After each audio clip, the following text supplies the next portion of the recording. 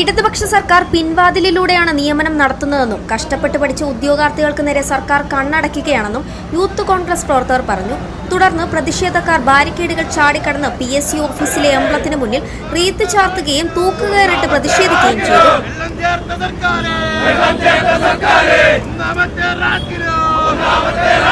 പ്രതിഷേധത്തിനെത്തിയവർ മടങ്ങിപ്പോകാതായതോടെ police ജലപീരങ്കി ഉപയോഗിച്ചു. തുടർന്ന് പോലീസും പ്രവർത്തകരുമായി ഉന്തും തള്ളുമുണ്ടായി.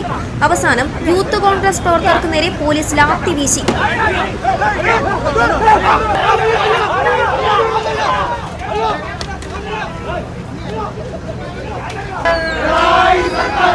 രാത്രികളെ പകലാക്കി അധ്വാനിച്ചു പഠിച്ച സാധാരണക്കാരന്റെ മക്കൾ 1ാം റാങ്ക് നേടിയിട്ട് പോലും ഇവിടെ നിയമനം ലഭിക്കാത്തൊരു സാഹചര്യത്തിലാണ് യൂത്ത് കോൺഗ്രസ് ഇത്തരമൊരു സമരവുമായി ഇവിടെ PSCയുടെ ആസ്ഥാന കേന്ദ്രത്തിലേക്ക് കടന്നു വന്നിട്ടുള്ളത്. കഴിഞ്ഞ ദിവസം സംസ്ഥാന വ്യാപകമായ എല്ലാ ജില്ലാ